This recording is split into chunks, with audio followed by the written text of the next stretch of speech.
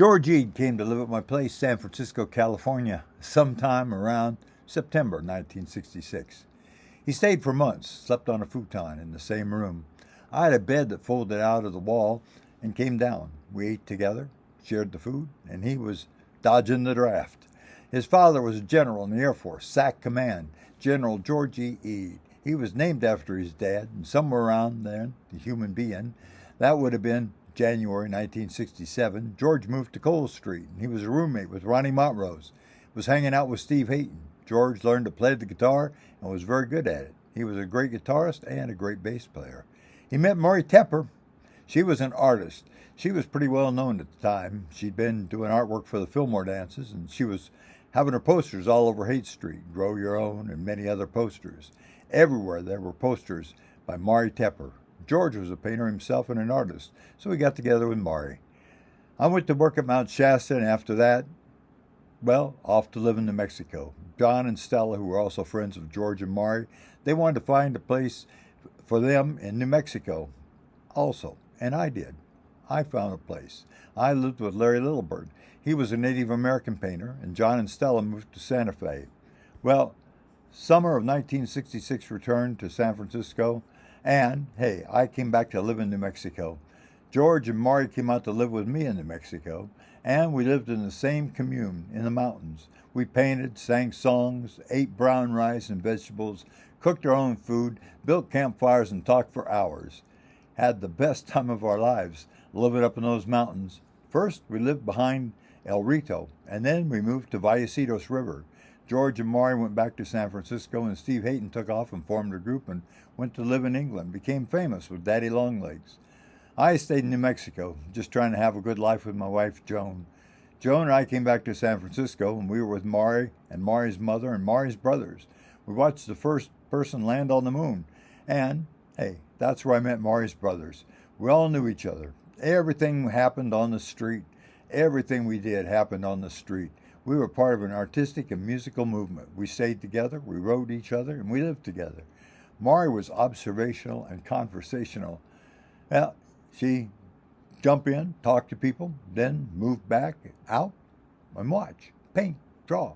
She was always painting and drawing, continuously illustrating. That's what she did. That's what we all did. I drew little pictures and still do, little cartoon figures and sang songs.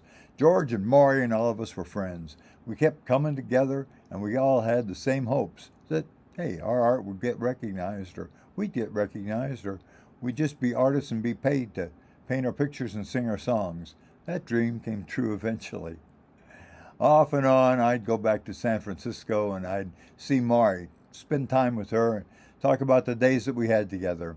I went to Berkeley in 1976, and Maury made me a sandwich sign I carried around the street to promote Leopold's records and tapes.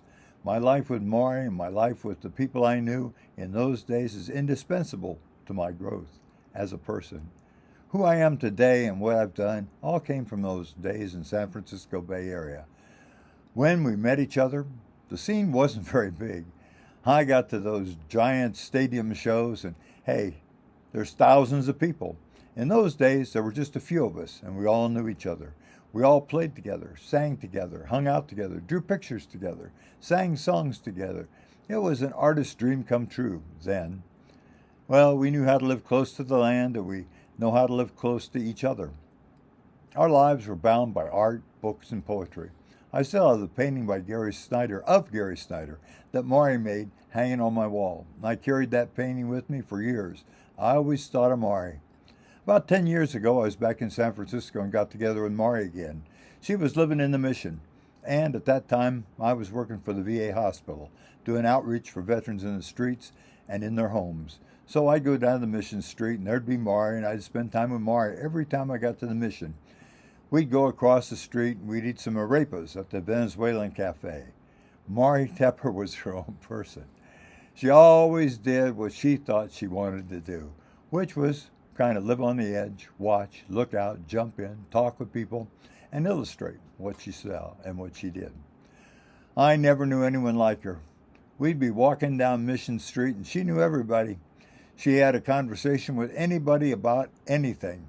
Then she'd drop back and get quiet and sit in the corner and just watch and draw pictures. That was Maury Tepper. Her brother said she died a year ago. I just found out. Broke my heart.